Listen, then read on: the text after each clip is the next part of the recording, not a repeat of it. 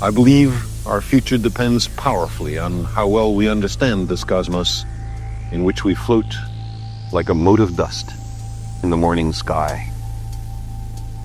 Nas Fronteiras do Infinito.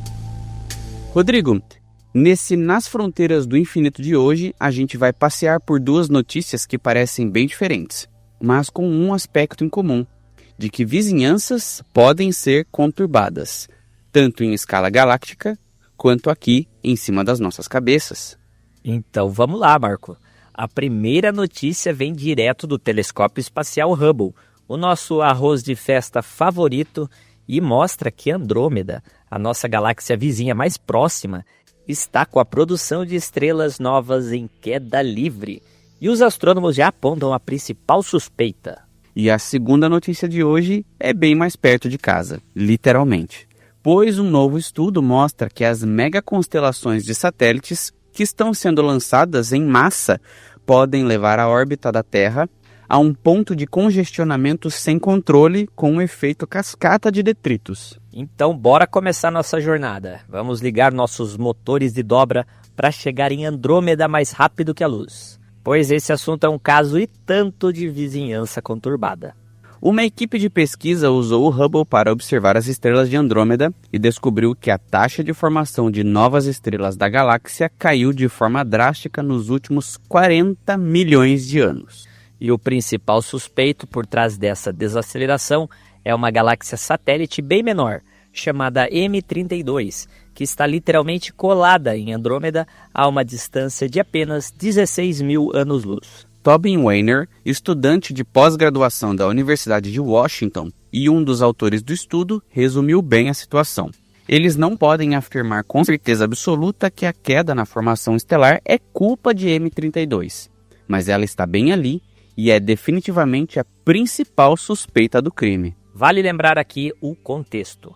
Andrômeda, também catalogada como M31, Messier 31, é a galáxia espiral mais próxima da Via Láctea, a cerca de 2,5 milhões de anos-luz. E mesmo que essa distância pareça colossal em termos humanos, ela está próxima o suficiente para que o Hubble consiga resolver estrelas individuais dentro dela.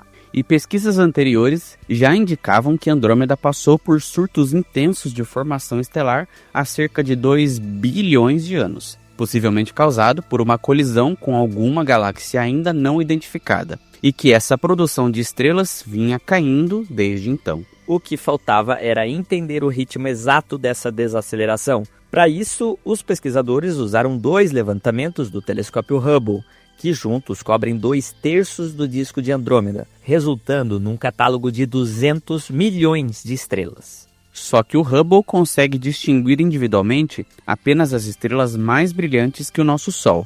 Então a equipe dividiu essa região gigantesca em uma grade de quadrados de 300 anos-luz de lado cada um, e reconstruiu a história de formação estelar, analisando a cor das estrelas dentro de cada quadrado. A lógica por trás disso é até que simples. Veja só, um quadrado cheio de estrelas azuis e brilhantes provavelmente passou por formação estelar recente, porque estrelas azuis tendem a ser jovens e de vida curta. Já um quadrado dominado por estrelas menores e avermelhadas indica população estelar mais antiga, sem muita atividade recente de formação. E o resultado desse mapeamento mostrou uma curva de queda bem definida. Cerca de 500 milhões de anos atrás, Andrômeda convertia, em média, o equivalente à massa do nosso Sol em gás e poeira transformado em novas estrelas a cada ano. Com o passar do tempo, essa taxa foi caindo. Há cerca de 40 milhões de anos, já estava em torno da metade da massa solar por ano, e depois entrou numa desaceleração ainda mais acentuada. Hoje, a taxa de formação estelar de Andrômeda está em torno de apenas 1/5 da massa do Sol por ano. E o detalhe mais interessante é que essa queda não é uniforme por toda a galáxia. Ela é especialmente acentuada num lado específico de Andrômeda, com o início há cerca de 60 milhões de anos. E esse lado é justamente o mais próximo da galáxia M32. M32 parece ser o núcleo remanescente de uma galáxia espiral que perdeu seus braços, provavelmente como resultado de uma colisão anterior com a própria Andrômeda. E é possível, embora ainda não confirmado, que essa desaceleração atual carregue as marcas dessa interação gravitacional entre as duas galáxias. Ou seja, a vizinha pequena pode estar literalmente perturbando o gás e a poeira que Andrômeda usaria para formar novas estrelas, drenando ou desestabilizando esse material bem na região de contato entre as duas galáxias. E as respostas mais completas para esse mistério não devem demorar muito. O telescópio espacial Nancy Grace Roman da NASA tem lançamento previsto para essa semana, e ele vai conseguir mapear uma região de Andrômeda ainda maior do que a que o Hubble conseguiu cobrir. É um estudo de caso de como uma vizinhança gravitacional próxima pode interferir o destino de uma galáxia inteira ao longo de dezenas de milhões de anos.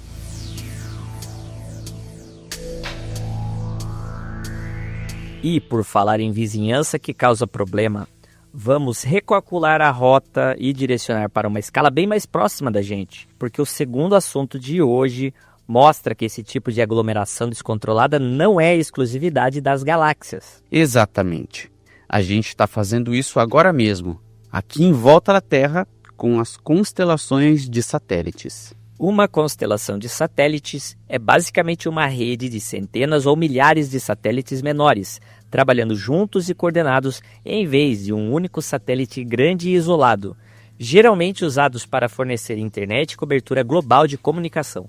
Os principais nomes por trás disso hoje são as empresas como a SpaceX, com a Starlink, além de projetos chineses de grande porte e outras iniciativas comerciais. E os pedidos continuam chegando aos órgãos reguladores de diversos países. O problema é que esse crescimento descontrolado pode empurrar a órbita da Terra para um ponto crítico, onde colisões geram cada vez mais detritos que geram mais colisões, numa reação em cadeia difícil de conter, como veremos a seguir. Pois é, esse cenário poderia colocar em risco justamente os serviços que dependem dessa órbita. Até o momento, já foram lançados cerca de 30 mil satélites na órbita da Terra.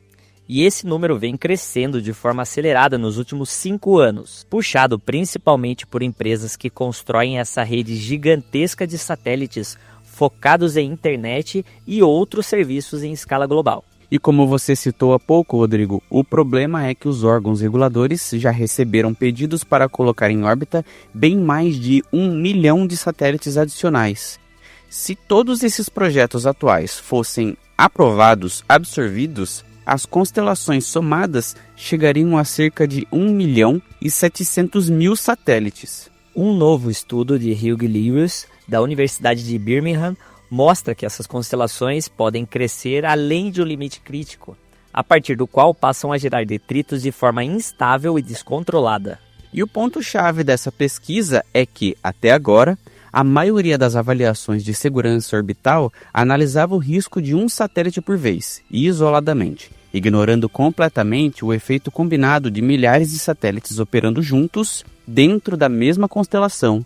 E para resolver essa lacuna, Lewis desenvolveu um modelo matemático que acompanha a frequência com que satélites e detritos passam por um determinado ponto do espaço, levando em conta a capacidade de cada satélite de manobrar para evitar colisões e a velocidade com que ele sai da órbita depois de ser aposentado.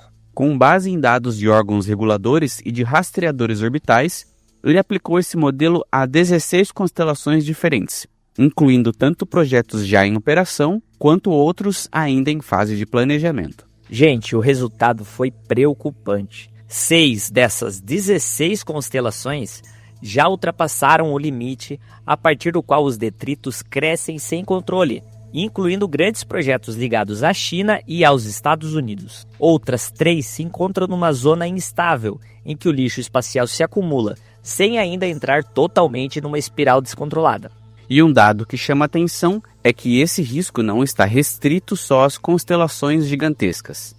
Uma única constelação com apenas algumas centenas de satélites também apresentou essa mesma instabilidade.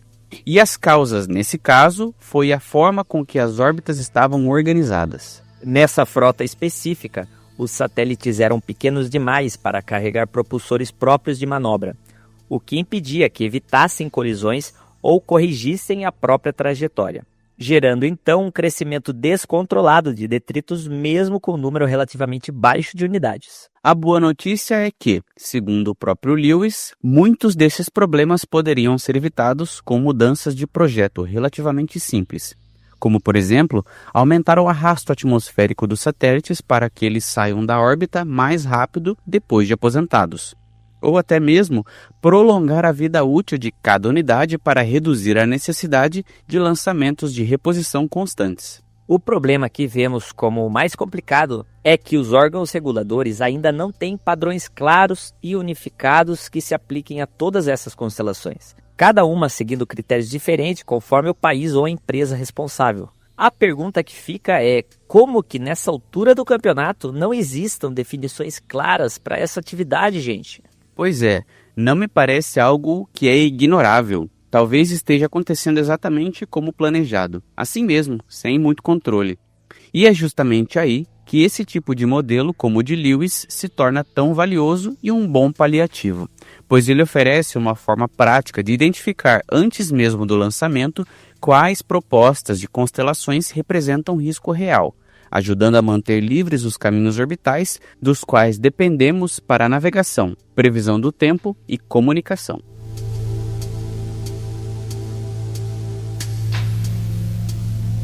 E se a gente for honesto, esse tipo de correção de rota chega numa hora ainda favorável, porque nem toda vizinhança perigosa dá esse tipo de chance. Verdade, Rodrigo. E se retomarmos o caso lá de Andrômeda, que falamos há pouco, a 25 milhões de anos-luz de distância, M32 vem desacelerando a formação de estrelas de um lado da galáxia, e isso já vem acontecendo há quase 60 milhões de anos, sem que ninguém tivesse a menor ideia disso, até que o Hubble reconstruísse essa história. Um processo que só foi perceptível porque já tinha acontecido, espalhado por uma escala de tempo geológica praticamente impossível de reverter. Enquanto isso, a alguns milhões de quilômetros da nossa cabeça, a gente está no meio de um processo parecido, só que em ritmo acelerado, decidido em tempo real, com cada satélite lançado, cada constelação aprovada. A diferença é justamente essa, ouvinte, onde os dados de Lewis não são um registro do passado, são um alerta sobre o presente. Ainda dá tempo de mudar o resultado antes que ele vire irreversível, como o caso de Andrômeda. Reservadas as devidas proporções, é claro. Então fica aqui esse contraste para fechar o Fronteiras de hoje. Lá fora, uma galáxia sofrendo os efeitos de uma vizinhança que ela nunca escolheu, sem qualquer possibilidade de reação. Aqui, uma órbita que a gente mesmo está povoando, ano após ano, com margem ainda aberta para agir com mais cuidado. Duas histórias de proximidade em escalas completamente diferentes, mas que terminam apontando para a mesma ideia, de que o espaço parece imenso, mas mesmo assim tem limite para o quanto a vizinhança ele aguenta sem consequência. E ouvinte, se você gosta do nosso trabalho e quer ajudar o CentauriCast a continuar produzindo conteúdo de divulgação científica, considere nos apoiar pela plataforma Apoia-se. Qualquer valor faz a diferença e ajuda a manter vivo esse projeto tão bacana. E além de apoiar a divulgação científica, você ainda recebe alguns brindes do Clube Centauri. Acesse o link na bio do nosso Instagram e venha fazer parte dessa missão. Você acabou de ouvir o CentauriCast Entre as Estrelas.